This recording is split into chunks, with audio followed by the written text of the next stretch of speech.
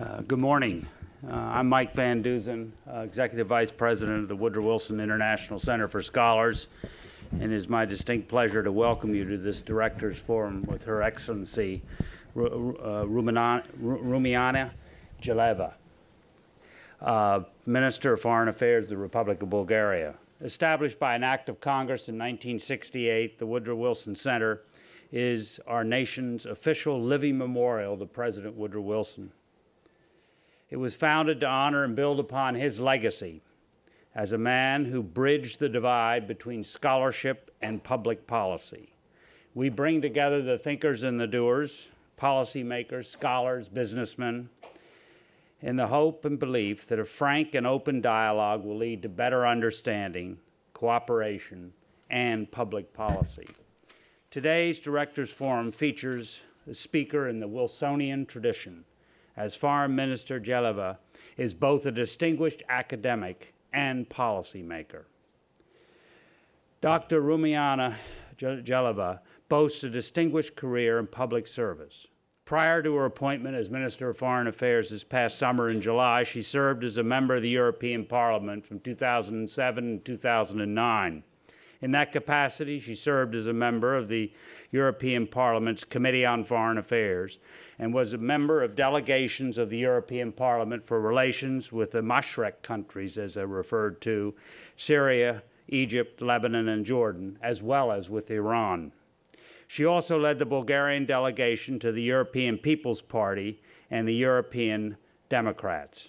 As a member of the political bureau of that parliamentary delegation, Foreign Minister Geleva was pivotal in defining and implementing key guidelines for party policy. She participated in numerous missions to Eastern and Central Europe, the Caucasus, North Africa, and the Middle East. In addition to having extensive and diverse experience in the public sphere, Foreign Minister Geleva has contributed as a researcher and consultant to a number of development projects focused on initiatives for the labor market, social inclusion, and youth employment. She has authored a number of papers and participated in a variety of international projects and conferences related to the economics of transition. Dr. Geleva earned her PhD in sociology from the University of Magdeburg in Germany. She earned her master's degree in sociology from the University of Sofia. She is a guest lecturer in she has been a guest lecturer in European studies at the University of Magdeburg and a first-class research fellow at the University of Sociology, the Bulgarian Academy of Sciences. Please join me in welcoming Foreign Minister Geleva. We look forward to her comments.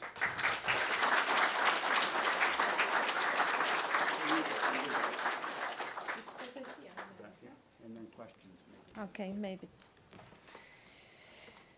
Honorable Vice President Van Dusen, ladies and gentlemen, colleagues, it is a great honor to be a guest at the Woodrow Wilson International Center for Scholars. To speak at such a unique meeting ground and a memorial to a distinguished scholar and leader, President Woodrow Wilson, is indeed an honor for me. Thank you for inviting me. I feel privileged to stand here today and to talk to you about the Bulgarian policy towards Southeastern Europe and the Black Sea region. Both regions are of paramount importance to Bulgaria, the European Union, and I believe also to the transatlantic community as a whole.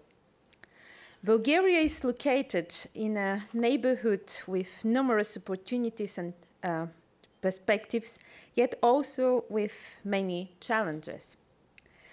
The new Bulgarian government, which is in office since late July of this year, is well aware of this complex situation and is determined to play its part to ensure a positive, long-term development of both regions. Since we are at the Wilson Center today, I believe it is fair to say that we need an updated, a fresh approach for this region. Maybe in rather a similar way as President Wilson foresaw the rearrangement of Central and Eastern Europe after the First World War in his famous 14 points. As President Wilson originally stated, this is quotation, Balkan states be granted integrity, have their territories they occupied. He furthermore called for development to be given to nationalities within the former Ottoman Empire on the principle of self-determination. It was an approach with a vision far ahead of the controversial time he lived in. As the historian David Fromkin put it, he was indeed a man of high mind, character, and principles who often saw moral issues in controversy when others did not. Ladies and gentlemen, my speech today will go down to a crossing point where the same Wilsonian spirit of openness, equality, and democracy makes headway nowadays in a region scarred by a century-long record of clash and conflicts. It is a triumph of an idea, if you will, a triumph of a credo. My point is to prove that if we act together and work for our common goals, we can make a difference and be successful. Such an outcome would not only be beneficial for the people of the region, but also for the European Union and the United States as a whole. I would like to start by reflecting on international presence in the region over the past decade. It is undisputed that the international community, through NATO and the European Union, has successfully projected stability and helped consolidate democracy throughout much of the eastern half of Europe. Our regional cooperation is now based on common values and common principles, as was originally envisaged by President Wilson. Whilst economic and political integration are properly advanced at European Union level, security has acquired a wider Atlantic dimension, benefiting also from honest American engagement. As a result, Europe today is more democratic, more prosperous, and more secure. In this light, I would like to emphasize that Bulgaria firmly believes that the transatlantic cooperation is a core element for the future development of both Southeastern Europe and the Black Sea region. I'm confident that our strategic goals, shared by our partners and neighbors in the region, are the very basic cornerstone of our security and stability, and therefore will lead to development and prosperity in Southeastern Europe and the Black Sea region. We believe that priority should be given to achieving lasting stability in the region through the creation of favorable conditions for the economic development in the region, while promoting a high standard of democracy, the rule of law, human rights, transparency, good governance, and collaboration with the civil society. If we are successful with implementing these principles, I'm convinced we will reach a situation where all actors involved are benefiting, and therefore we will have a true win-win situation. Of course, we recognize that there is a long way to go to fully reach our goals. However, I firmly believe that it is important to have a ground vision of where we want to go and what we want to achieve. The goal must be to overcome difficulties, contradictions, and prejudices, and to replace them with strong bonds of cooperation and friendship. Most importantly, the whole region is guided by the introduction and endorsement of European standards. And here, I believe, it is important to stress that regional cooperation does form an integral part of the European integration. It is not an alternative to it. Our government firmly believes that an increased European presence in the region is absolutely desirable and necessary in order to truly reach the level of cooperation we need. In this light, of course, the support and counsel of our American friends is very much welcome.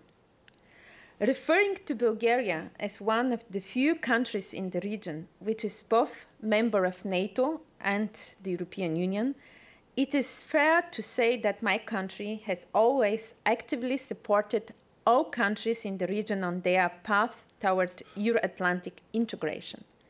Bulgaria has always been an active partner of an enhanced integration of the Western Balkans into the European Union and NATO. Specifically, Bulgaria strives to be helpful in projects furthering the defense reforms and security sector democratization in all Western Balkan countries as they near their perspectives for European Union and NATO membership. Our vision is that the multilateral regional dialogue should be conducted in the wider context of building a common European and Euro-Atlantic area of security and economic prosperity. This means that we must actively get involved with all the actors in the region and further intensify our cooperation. In this context, it is relevant to state that we consider the Southeast European cooperation process as a leading political format for regional cooperation. We see regional cooperation as a core tool for the economic and social development of the region, and therefore as the best way to foster democratic values and improve the stability of the region. Bulgaria supports the country's integration to the Euro-Atlantic structures and welcomes the supportive engagement by NATO in that process. We deem such an approach as beneficial to the stability and prosperity of the whole region. On a similar note, we genuinely hope to soon find a solution regarding the participation of Kosovo in the regional formats, regardless of the different positions on the status issue of this country. Bulgaria was one of the first states from the region to recognize Kosovo, and my government firmly believes that this is a reality which all actors in the region have to recognize and have to respect. Similarly, Bulgaria supports the Western Balkan countries on their path towards reform, democratization, and consolidation. Ladies and gentlemen, having spoken about the Western Balkans, I now would like to talk to you about our current priorities in the Black Sea region. As you probably know, in June 1992, the Black Sea Economic Cooperation, the so-called BISEC, was founded in Istanbul. This is an important organization with lots of potential to foster cooperation among the Black Sea countries. Bulgaria has now assumed the chairmanship in office of BISEC for the period of November 2009 until the end of May 2010. The main priorities of our chairmanship in office are to optimize and to improve the functioning of BISEC, to deepen and improve cooperation in different sectors such as energy, tourism, science and technology, and transport. And last but not least, to foster the cooperation between BISEC from one side and the European Union from the other side. As far as the NATO Black Sea policy is concerned, our principal approach is that Bulgaria, Romania, and Turkey bear a particular responsibility. We should stick to a coordinated dialogue in order to reach a more effective NATO strategy. The history of the alliance clearly demonstrates that we have always been right when we have acted with vision openness and inclusiveness, and through intensified cooperation and dialogue. As you all know, this year we commemorate the 60th anniversary of the foundation of NATO and the 20th anniversary of the fall of the Berlin Wall. The latter put an end to the Cold War, to the opposition between two blocs, and restored freedom and democracy throughout Central and Eastern Europe. Having this in mind, I believe it is time to look ahead and to develop a new vision of where we want to go in the future. But being visionary is not enough. We have to put efforts being our words, and I would like to ensure you that the Bulgarian government is committed to being more active in this regard, not only to say nice words, but also to be more active. Ladies and gentlemen, yesterday I had a very open and productive conversation with Secretary of State, Madam Clinton. We discussed a wide range of issues, including, among others, energy security and regional and global stability and security. We underpinned the role Bulgaria plays as a transit country in Southeast Europe and Black Sea region. This role is and will be very important to securing Europe's energy supplies for the future. As you all know, Bulgaria, due to its dependency on foreign natural gas, was hit by the gas crisis in last January. This was a very painful experience, which has openly shown us our failure to diversify and improve our energy supply. Following the energy crisis, the issue of energy security has finally reached the top of European Union policy making. Voices calling for a joint European Union energy policy have been on the rise. The Bulgarian government shares these beliefs and has respectively called for a stronger European Union engagement in this field. And we have been partially successful. Over the course of the past year, the European Union has invested about 1.7 billion euro, or currently $2.5 billion, in infrastructure projects related to energy security. These funds are used in projects to build interconnectors between pipelines and to allow a reverse flow of some pipelines between the neighbor countries in the region.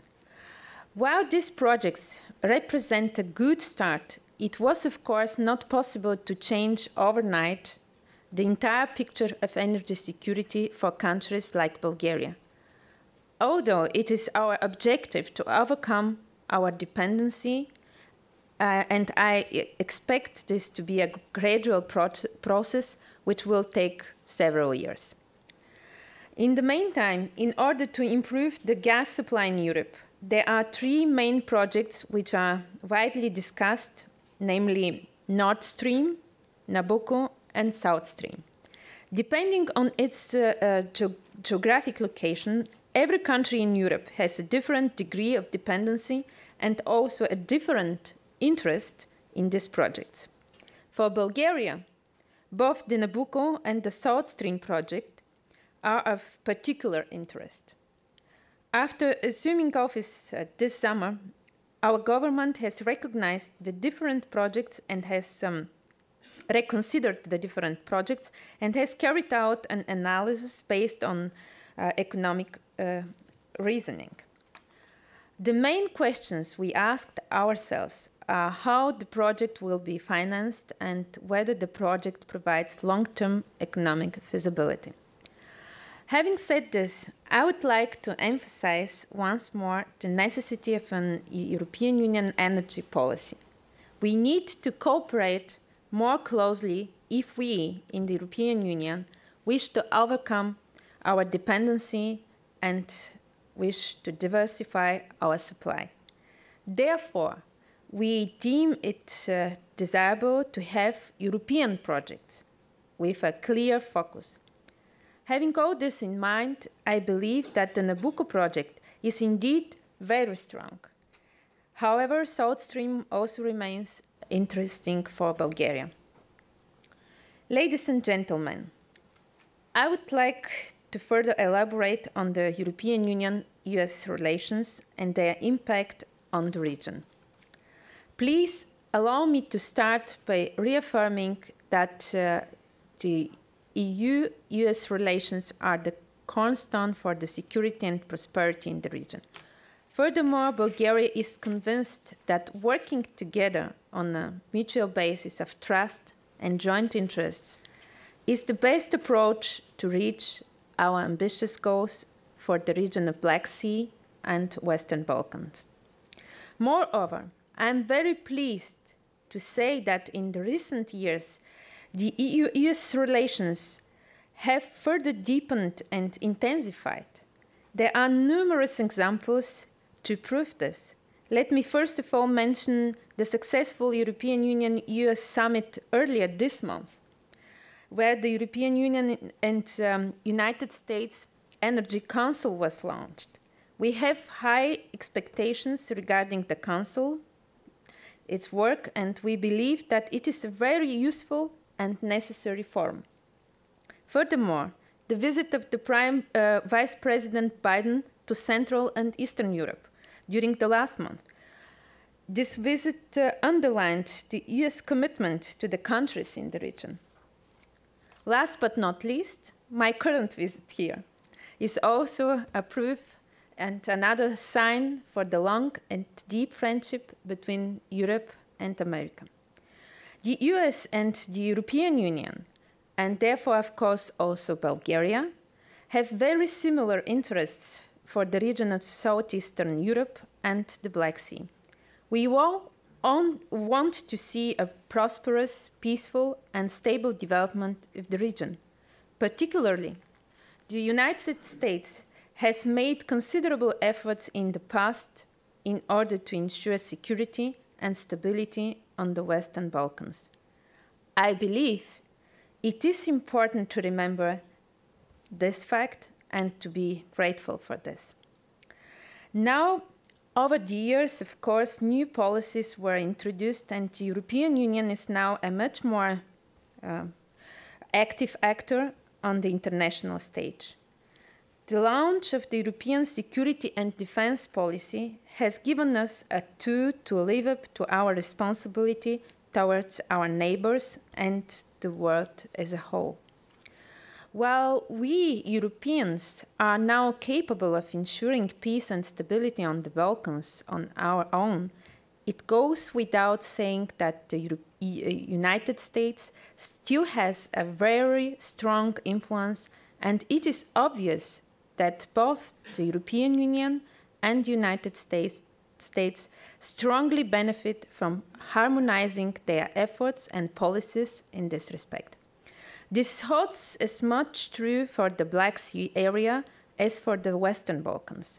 After all, the conflict in Georgia in 2008 has painfully shown us again that war in the European backyard is still possible.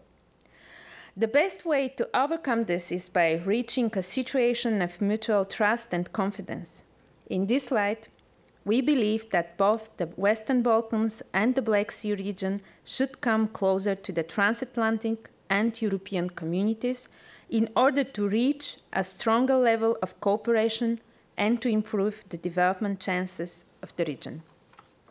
Ladies and gentlemen, if we take into consideration Bulgaria's experience with European Union and NATO accession, as well as our cultural and historical ties with the Black Sea region and Southeast Europe, our transatlantic imperative becomes crystal clear: security and stability, and therefore development and prosperity for Southeast Europe and Black Sea region. Bulgaria is committed to a policy of strengthening the confidence, stability, security, and implementation of the European values and standards in the region.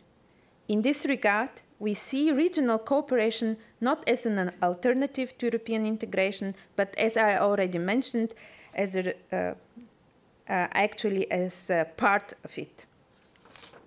The diversity and complexity of the contemporary security challenges call for both NATO and European Union involvement in these two regions.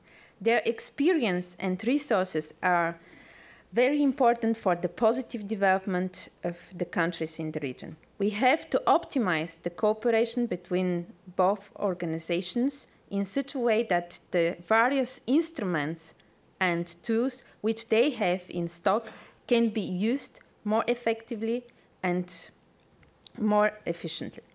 In this regard, Bulgaria highly appreciates the continuous engagement and support of the United States, its efforts to foster regional stability, and its decisiveness to cope with present and future challenges which the regions of Southeastern Europe and the Black Sea are a welcomed support to the active European Union policies towards the region. We are optimistic that the American administration will continue to closely cooperate with the European Union regarding its policy towards Southeast Europe and the Black Sea region. In this light, please allow me to quote Vice President Biden's speech in Bucharest last month. He said, "The United States of America remains committed to our alliance with Europe, which we Americans believe and continue to believe is the cornerstone of American foreign policy as it has been for the last 16 years. We are all the more committed because our European partners have grown broader and stronger. From the Bulgarian perspective, I could not agree more." As I look at the world today, I see three main goals of our common future: a more sustainable world, a safer world, and a more just and prosperous world. Idealistically, such a world was envisaged already 19 years ago by the President Wilson. In a way, our approach towards the region is therefore guided by the grand vision which President Wilson put forward back then. And I believe our policies towards the regions of Black Sea and Western Balkans point in that direction. I'm therefore confident that the European Union, along with the active participation of Bulgaria and hand in hand with the United States, will ultimately reach its ambitious goals for the region and in the region. Thank you very much for your attention.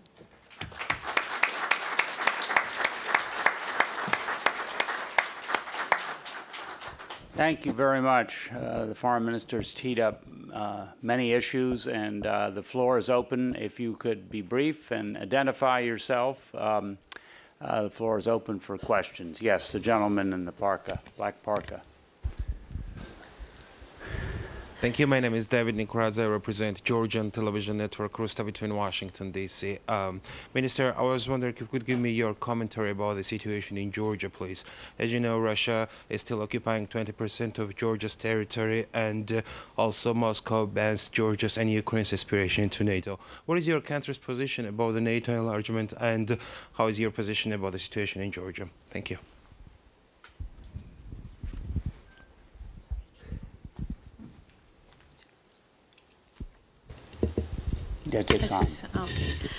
Thank you for your question. As I mentioned in my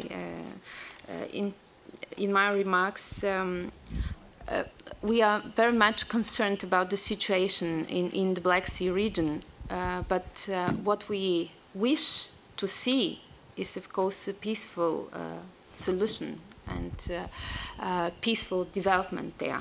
And I think the international community is very much engaged in that process, European Union as well, and among the European Union member states, also Bulgaria. And for us, it's very important to have a stable and, as I already mentioned, secure region of Black Sea. And this includes also Georgia, and I mentioned with concern the example from the last summer, so in 2008, and what I would like to stress is that we wish to see really peaceful solution for your country, but also for the entire region. Maria Ivanova. Here, wait for a microphone. Thank you. My name is Maria Ivanova. I'm a Bulgarian fellow here at the Woodrow Wilson Center, and it's a pleasure to be here today. I have a question following up on one of the major themes of your talk, the need for mutual trust and confidence, not only in the European Union, but also in the southeastern Europe region and in the Black Sea region. And I'd like to ask, how do you see the role of environmental issues as a platform on which that mutual trust and confidence could be built? You mentioned the priorities for Black Sea cooperation in terms of energy, tourism, transportation. None of that really included environmental concerns. Does the Bulgarian government have a policy of furthering cooperation on environmental issues in the Balkans and in the Black Sea region? Thank you.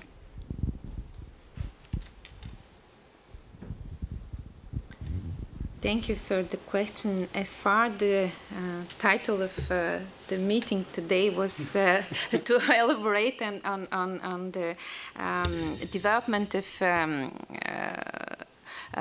Black Sea region and the Western Balkan countries, it was not my my task to elaborate on the domestic policy. Of course, the new Bulgarian government, of course, Bulgaria has environmental policy and is very much actually in the line of the European Union development in this respect. But thank you for mentioning this, because environmental issues, because one of the most important challenges, global challenges, is of course the climate change. And the international community, the European Union member states, among them also Bulgaria, but also United States, are looking now forward to see the outcome of the Copenhagen conference in December, and also the agreement or non-agreement among the international community on this issue, because we are all aware of the importance of climate and climate change and how to tackle this. And mentioning energy security or speaking about energy security, it is out of doubt that this includes also environmental issues. This includes also climate change and new technologies to be implemented and to be used in the fight or in the combat of climate change. It is very important for us to have in mind that security is now to be understood more broader and in wider sense than in the past, exactly because we are facing the challenge of climate change, and we have to be responsible before the future generations. And that is why we, all the Europeans, are talking now not only about the need of a common energy strategy, but also common energy and climate security strategy. Madam, oh yes, okay, the gentleman in the sweater here, and then. Thank you. My name is Philip Schneider, and I represent the average American investor. More and more in the press, you're seeing that cybercrime is being committed and is coming from Eastern Europe. Passwords are being compromised, accounts are being hijacked. what is being done by Bulgaria and the Eastern European region to fight cybercrime and its effects on this country? Maybe I can answer this question in details after the meeting. Of course, we are trying to do our best to help the international community of all the problems and challenges. I'm really not prepared in details to answer this question, but as I promised you, I can provide you with the necessary information. Yeah, the gentleman over here, and then here, and then here. Thank you, Madam Minister. My name is Andrew Surzhansky. I'm correspondent with ITAR-TASS, News Agency of Russia. My question is this: is Bulgaria interested in participating in new missile defense architecture in Europe? Are you discussing this subject with the Obama administration? And if you're really interested, how Bulgaria might contribute to this project? Thank you.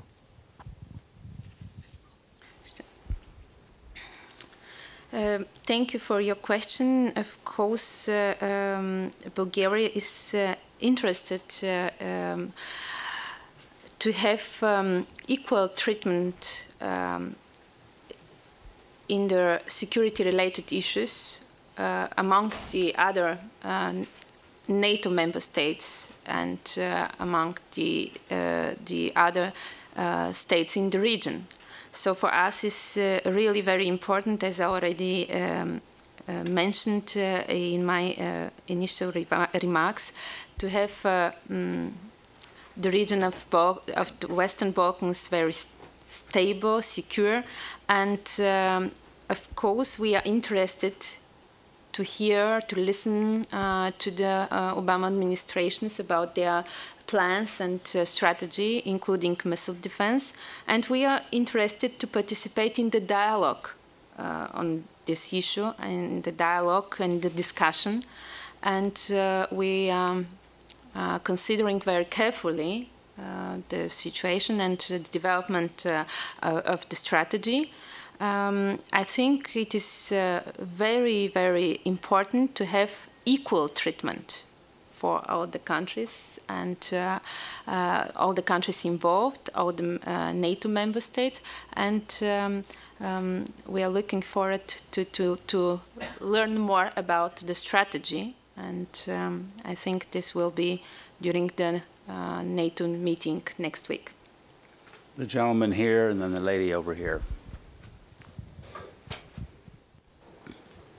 Zachary Knadze, Voice of America Georgian Service. So you mentioned energy security, which is one of the priorities of European Union and the world today. But you also mentioned South Stream. Mm-hmm. So in short sense, it probably gives Bulgaria money. But in the long term, weight to Russia, even more weight to Russia. What will be your comment about that?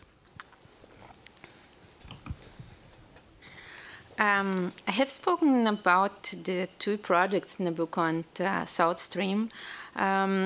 You might know my country is 100% depending on the supplies from Russia and also from the road through the Ukraine right now. So this was crystal clear for us during the crisis last January. And that is why the new Bulgarian government and Bulgaria itself is searching for alternatives, for another possibilities to guarantee gas supplies for the citizens of Bulgaria. So we consider all the projects, South Stream and Nabucco. There's no clearness for the time being when we can start with Nabucco, for example, but there are, of course, talks, and we are involved in all the discussions. And the situation with the project of South Stream is similar. So you might know there are 4 or 5 countries from the region and also from the European Union interested to participate in the project, but actually we have both of them only on paper right now. let me say so. Bulgaria is interested to have warm winter for its citizens. The lady here. Yeah, thank you, Andre. Galina Schneider, Archibald. At the beginning of your talk, you talked about President Wilson's statements about self-determination and self-identification in terms of people being able to be themselves. Is Bulgaria going to have a new policy toward Macedonia in that regard? The second part of my question is, how far do you see the European Union extending? Where does someplace like Moldova fit? And what kind of regional agreements or initiatives do you have to integrate Moldova into either the European Union or into a Black Sea cooperative? Mm-hmm. Very interesting questions. Huh? Thank you so much. I would like to start maybe by from the enlargement issue. So if it is possible or not, it depends on the member states. Also on the preparation for the new institutional reforms starting now after the Lisbon Treaty. You might know we have now a new agreement, so to say, for us, for the member states, the so-called Lisbon Treaty, and it will be in force from the beginning of December now.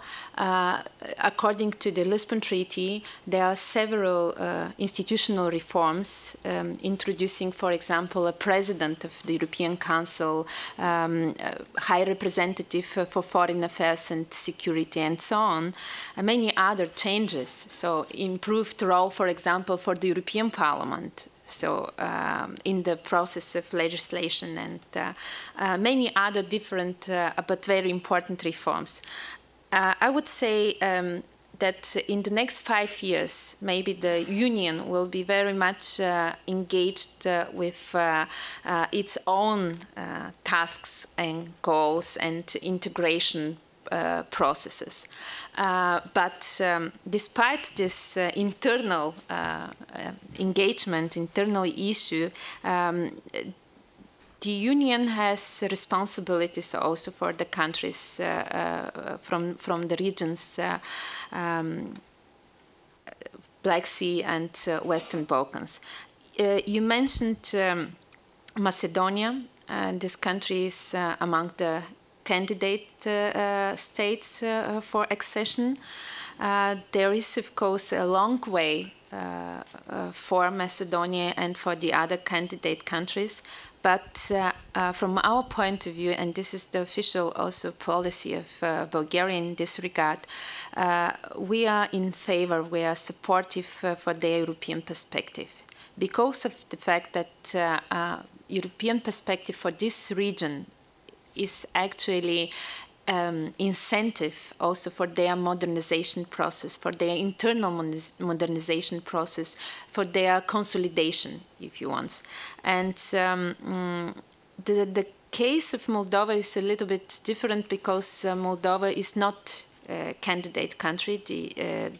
Moldova doesn't have this status for the time being, but Moldova is member of the BISEC organization, of Black Sea Economic Cooperation Organization, and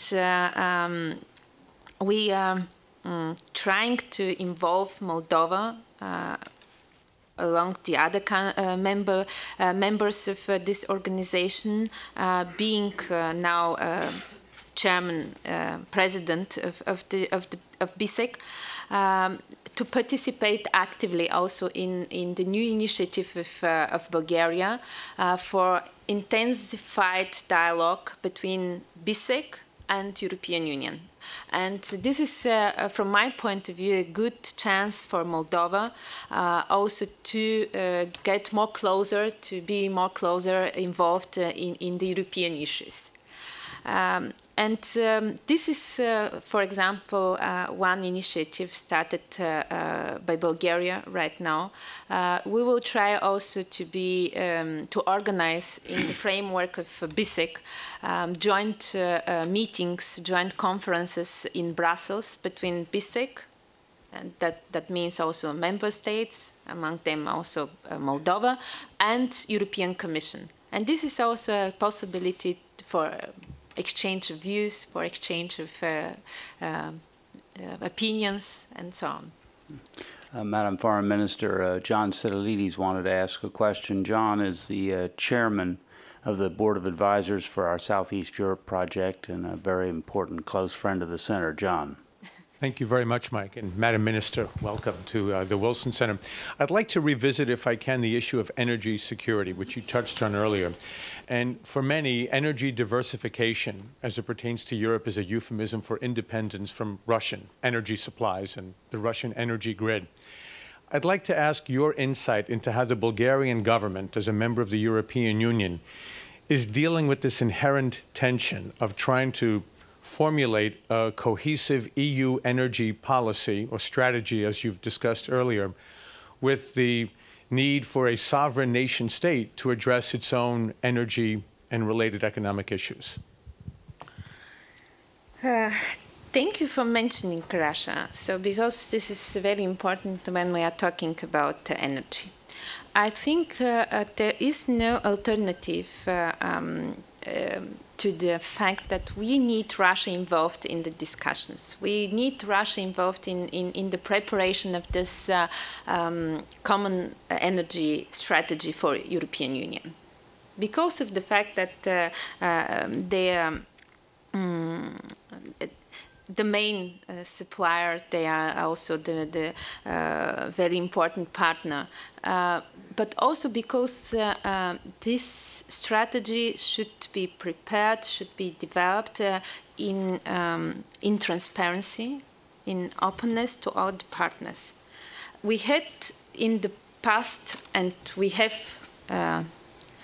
even now, this bilateral track of conversations with Russia on energy issues, and this was not productive, because of the fact that through the bilateral context, through the bilateral negotiations, this gives to Russia the possibility to be the strongest partner in this framework. We need, from my point of view, multilateral discussions on the issue of common energy strategy, involving, of course, including Russia, but in transparency manner.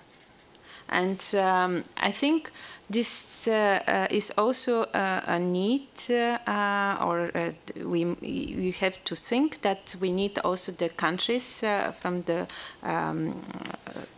former Soviet bloc, so like Azerbaijan and Turkmenistan and many others from Caspian region, involved also in this discussion to give the possibility to all countries from the European Union, but also from the Southeast Europe and Western Balkans, to exchange their views and to find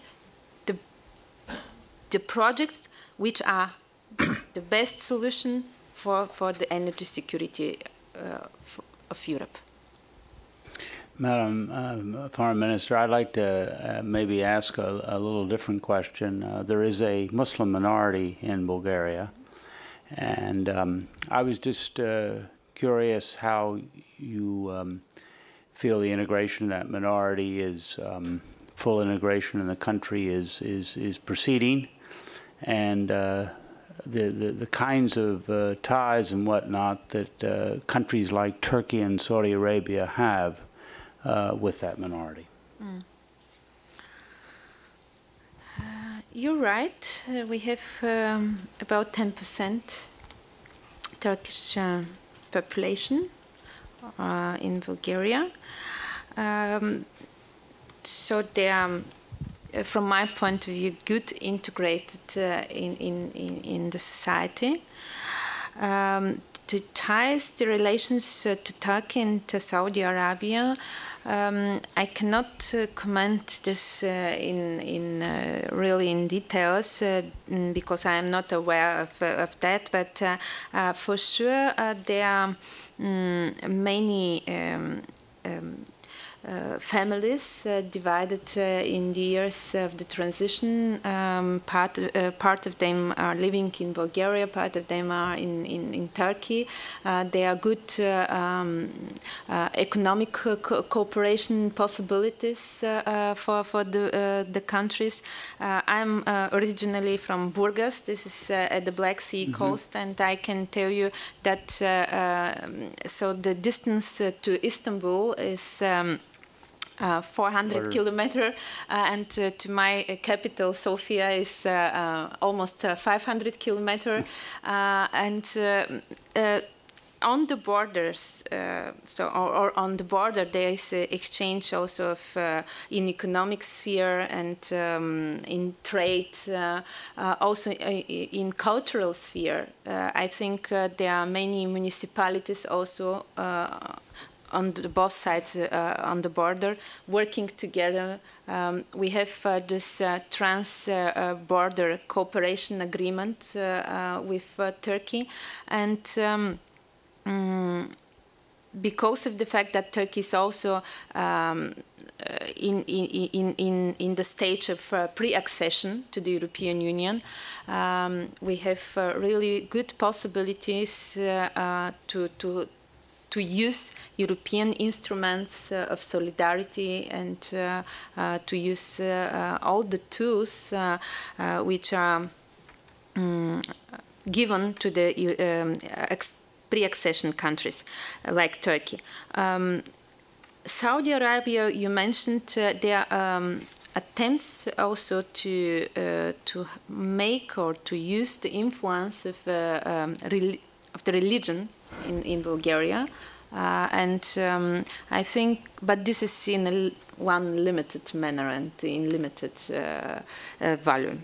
You feel it's limited at this time? Yeah. Okay. There. Yes, the lady in red. Yeah. Hi. I'm also from Bourgas, friend of Mr. Gelou. What? My name is Daniela Buzhinova. I'm a Fulbright scholar in the area of direct democracy. First of all, I would like to express my admirations for Mrs. Geleva, who waged a war on some flaws of representative democracy in Bulgaria, some abuses of election procedures and so on. But my question is regarding direct decision-making, not representative democracy, all the more that we are sitting in a center that is called Woodrow Wilson Center, and Woodrow Wilson was a proponent of direct democracy in the United States. So I'm unhappy to remind you that Bulgaria was the only one out of 12 new members, I mean the last two enlargements of the European Union, the only one that did not put the accession issue to the vote. There was no popular vote on the accession of Bulgaria to the European Union. And this is symptomatic of a great deficit of our democracy, one of many. So I understand your effort to improve representative democracy, but is our new government going to do something to empower people more through more voter-friendly referendum law and other mechanisms of direct decision-making? Thank you. Thank you, Daniela. So for this question, I know very well.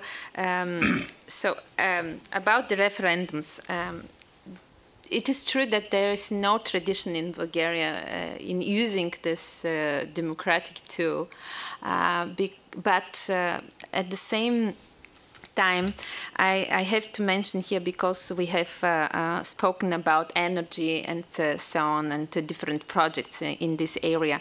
A year ago, people on the Black Sea coast, especially in Bourgas and in another town, not far from Bourgas, have organized without any low or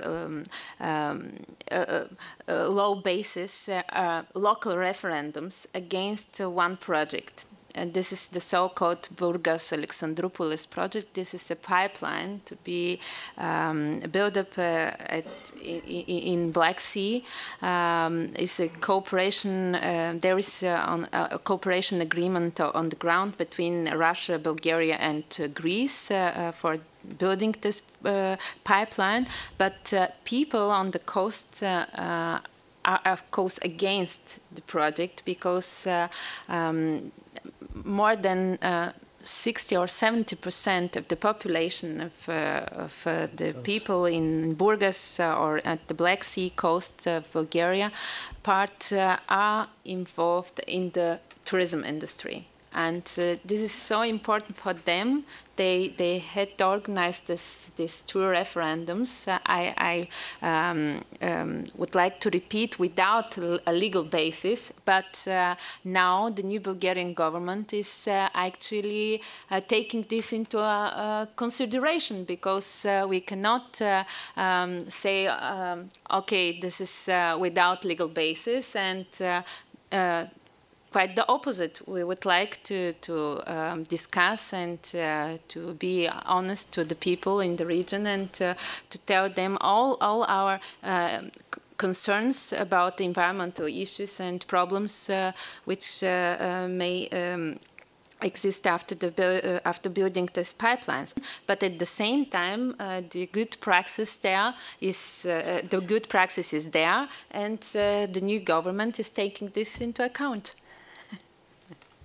I might just make the comment, the risk of being controversial, that participatory democracy and votes and referenda can be taken to an extreme, and I think we have an awful lot of people who live in the state of California that feel that that state has been turned into knots by too many referenda. The last question, the lady in black. Kıvılcım Kılıç from the Turkish Embassy. Madam Minister, thank you very much for your remarks about our relations between our countries and the cooperation, I mean your remarks about cooperation between our countries.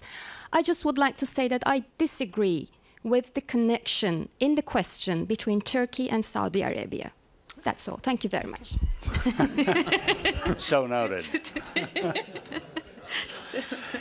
Let's all give the Foreign Minister a hand applause. Thank you very much for being with us. And you're welcome back at any time.